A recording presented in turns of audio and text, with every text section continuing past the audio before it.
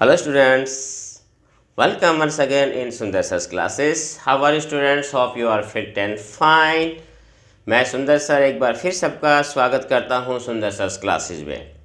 तो स्टूडेंट्स, आज मैं जो आपको बता रहा हूं, आज के इस पर्टिकुलर वीडियो में मैं आज आपको एडवांस इंग्लिश स्ट्रक्चर के बारे में बताऊंगा कि इस प्रकार के जो आजकल मॉडर्न टाइम में जो हम स्पोकन इंग्लिश में ख़ास तौर से यूज़ करते हैं हम, तो कुछ ऐसे ही सेंटेंसेस के बारे में आज मैं आपको इस वीडियो में बताऊंगा कि एडवांस स्ट्रक्चर, जब हम स्पोकन इंग्लिश की बात करते हैं, जब अपनी बात कहते हैं हम, तो इस प्रकार के जो सेंटेंसेस होते हैं जिनको बोलने के लिए एडवांस स्ट्रक्चर की ज़रूरत होती है। एडवांस इंग्लिश स्पीकिंग के अंदर जो है इस प्रकार की स्ट्रक्चर आती है।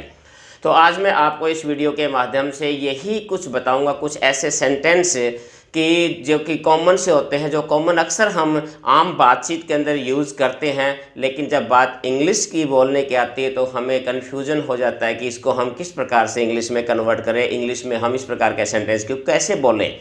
तो आज मैं इस वीडियो में, ध्यान से देखना, वीडियो को लास्ट तक आपने ज़रूर देखना है, और मैं आज आपको बताऊँगा इसी प्रकार के एडवांस इंग्लिश स्ट्रक्चर के बारे में।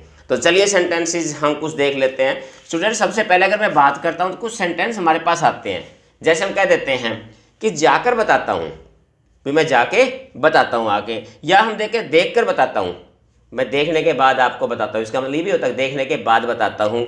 या फिर आप कहते हैं नहा कर आता हूँ, मैं भी आप करें मैं नहा के आता हूँ। या इस प्रकार से जैसे मैं कहते हैं पूछ कर बताता हूँ। तो इस प्रकार के कॉमन से हमारे पास सेंटेंस होते हैं जो अक्सर हम बोलचाल में यूज़ तो करते हैं, लेकिन इनका हमने स्ट्रक्चर यानी एडवांस स्ट्रक्चर क्या होता है, अगर इंग्लिश में ट्रांसलेट करें तो हम इंग्लिश में इनको किस प्रकार से ट्रांसलेट कर सकते हैं। तो स्टूडेंट्स ध्यान रखिए, इस प्रकार के जो सेंटेंस होते हैं उनका एक स्ट्रक्चर होता है, ये कि किस प्रकार से आपने स्ट्रक्चर बना सकते हैं इस प्रकार का। इसको आपने ध्यान से देखना है और आप इससे पता लगा। देखिए, इसमें आप सबसे पहले आप सब्जेक्ट लगाएंगे, तो सब्जेक्ट इसमें करने वाले खुद होते हैं आप। सब्जेक्ट इसमें सब्जेक्ट जो है, हम जो भी इसमें सब्जेक्ट है वो आप हमने यहाँ सब्जेक्ट लगाना होता है। उसके बाद आप अगर हेल्पिंग वर्ब का यूज़ करते हैं तो आप हेल्पिंग वर्ब भी इसमें यूज़ कर सकते हैं। इसके अलावा फिर आपका जो मेन जो आपकी वर्ब होती है वो वर्ब आती है, और वर्ब के बाद में फिर आपका ऑब्जेक्ट आता है। ऑब्जेक्ट में सिंगुलर या प्लूरल के हिसाब से आप ऑब्जेक्ट लगा सकते हैं कि आप किसे बताना चाहते हैं, तो सिंगुलर या प्लूरल के हिसाब से आप ऑब्जेक्ट भी लगा सकते हैं अगर ऑब्जेक्ट की ज़रूरत है तो। इसके बाद फिर आपने क्या लगाना होता है, इसके बाद आपने लगाना होता है आफ्टर। ध्यान रखना, इसमें आफ्टर लगाना होता है, और आफ्टर के बाद आपने जो आपकी सेकंड वर्ब जो इसके अंदर आएगी, सेकंड वर्ब जो आएगी वो वर्ब आपने आईएनजी फॉर्म हमने वर्ब की यहाँ पर लगानी है। तो ये सेंटेंस की स्ट्रक्चर बनेगी स्टूडेंट्स, इसको आपने ध्यान से देखना है।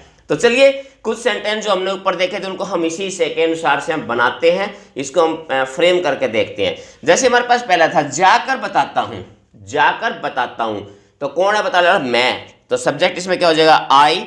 अब वर्ब क्या है इसमें? बताना। मेन वर्ब क्या है इसमें? बताना।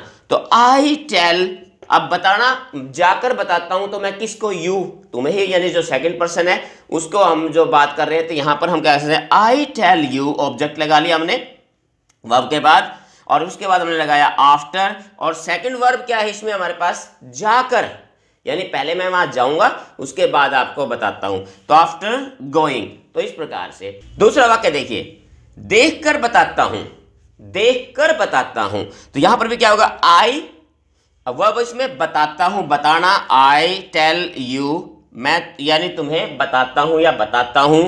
कब? देखकर, आफ्टर सीइंग, यानी देखने के बाद तुम्हें बताऊंगा। ये भी हो सकता है कि मैं देखने के बाद बताऊंगा।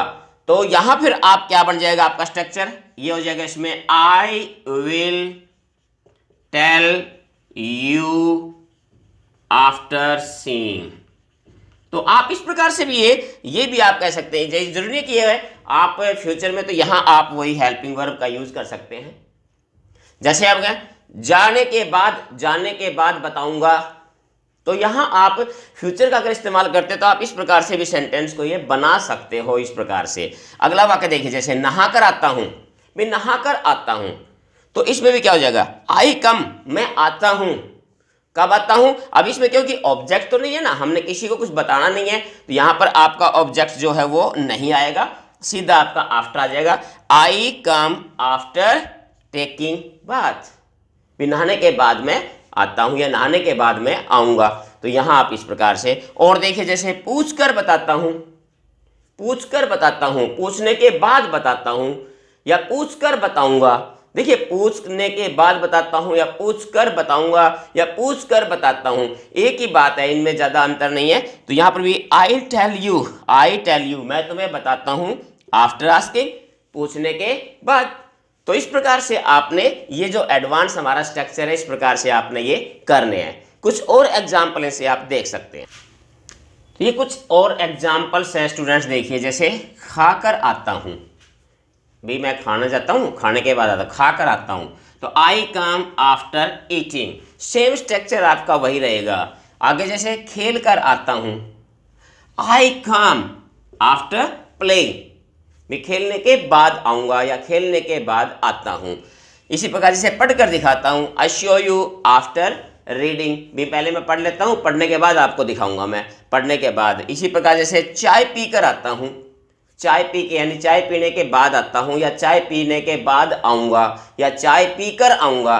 तो इस प्रकार से भी जैसे आप क्या हो जाएगा इसमें, आई कम आफ्टर टेकिंग टी। और देखिए जैसे परीक्षा देकर मिलता हूँ, देखिए आना, यहाँ पर मिलना भी बात तो वही वर्ब है।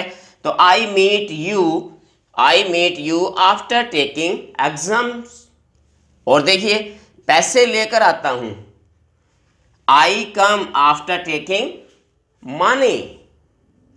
और एग्जाम्पल देखिए जैसे चेक करके बताता हूँ, I tell you after checking, भी चेक करके बताता हूँ, चेक करने के बाद बताता हूँ, चेक करने के बाद बताऊंगा या चेक करके बताऊंगा। तो इस प्रकार से स्ट्रक्चर आपका फिर वही चल रहा है। देखिए सब्जेक्ट है, वर्ब है, ये ऑब्जेक्ट है, आफ्टर है, सेकंड वर्ब की आईएनजी फॉर्म है, तो वही स्ट्रक्चर चलना है। देखिए जैसे व्यायाम करके चलते हैं, अब इसमें देखिए अब यहाँ पर जो सब्जेक्ट है ना वो प्लूरल हो गया यहाँ पर। तो आप यहाँ पर क्या करेंगे, वी लगाएंगे यहाँ पर सब्जेक्ट हमारा, कि वी गो चलेंगे या हम चलते हैं, कब, आफ्टर टेकिंग एक्सरसाइज, व्यायाम करने के बाद चलेंगे या व्यायाम करके ही चलेंगे या व्यायाम करने के बाद चलेंगे या व्यायाम करके चलते हैं, एक ही बात है। अगर चलेंगे की सेंस है तो आप यहाँ पर विल या शैल का प्रयोग करोगे, ये आपने इसमें ध्यान रखना है। बस सिर्फ अगर फ्यूचर में सेंस है तो आपने हेल्पिंग और विल का प्रयोग या शैल का प्रयोग आप यहाँ कर सकते हैं, बाकी कोई अंतर इसमें नहीं है। स्ट्रक्चर जो आपको बताई वही रहेगी। और देखिए जैसे आराम करने के बाद चलते हैं, कई बार कहते नहीं थोड़ी देर आराम करते हैं उसके बाद चलेंगे, तो इसमें भी क्या हो जाएगा, we go after having rest, भी आराम करने के बाद चलेंगे। तो या we shall go after having rest, आराम करने के बाद चलेंगे, फ्यूचर में अगर है तो आप इस प्रकार से सेंटेंस ये बना सकते हैं।